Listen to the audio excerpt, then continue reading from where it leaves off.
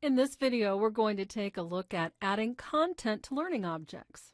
So we're already in our course, so now let's locate an object where we want to begin to add content. Let's use this Learning Object Module 1.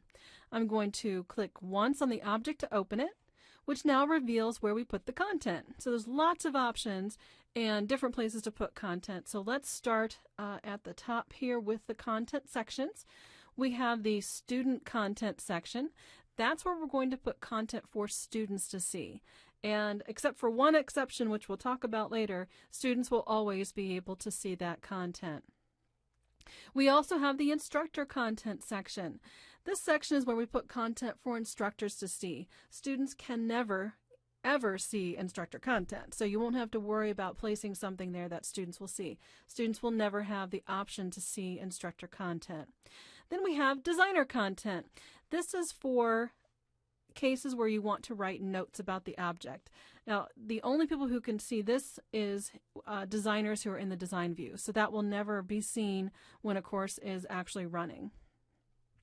Then we have the attachment section. That's also where you can add content, but we're going to talk about that in another video as well. So as far as adding content, so this is actually the same process for each section. So to add content to a section, we're going to use student content right now. We're going to click once on this click to add content, and that will open up the content area. Here at the top, we have a lot of options for content and how to make it look different, so we can do bold, italics, and underlining, strike throughs. We can also use some other formatting like numbering and bullets. There's also a way to add pictures to it, add different kinds of tables, change the size, format, and font.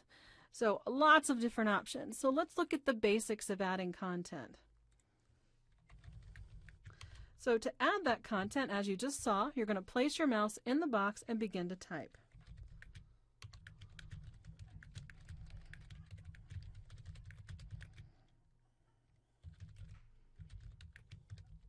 Okay, so I'm just going to add some basics just for that purpose. So now you can see this is where I'll add the content. Now I might want to give that a title. So let's put in a title. So I'll type in a title. As you notice, I'm just placing my mouse where I want it to be to do that. In this case, though, I'm going to format it and give it a heading. So now that's a heading 1. And so now I have a heading as well as just basic content. So nothing too special about that. And that's for the majority of the time you'll be doing that. In later objects that we can look at together, we will go through using these other features, and then you'll be able to see, how do I use bullets and numbering? How do I change the formatting and edit that? Now, if you're comfortable with HTML, which many of you may be, you can click on Source and actually just type in the different attributes if you already know HTML programming. It would allow you to do that. So if you knew how to do an H1, you could just write it that way. And again, some will be completely familiar with that. Others will probably just use the built-in ones. So once I'm done typing in content, I'll click Done, and you can now see that the content is there. So that's the basics of adding content. Once you add the content, you should click Save, and that will save the object. So let's look at editing content while we're here.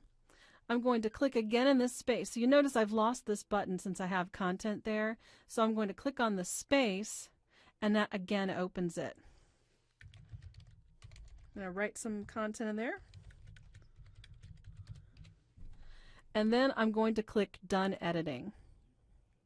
And again, Save. So you've now seen the basics of adding content as well as the types of content that can be added for the different views and the different audiences, as well as saving. And now we're going to close the object and move to the next object.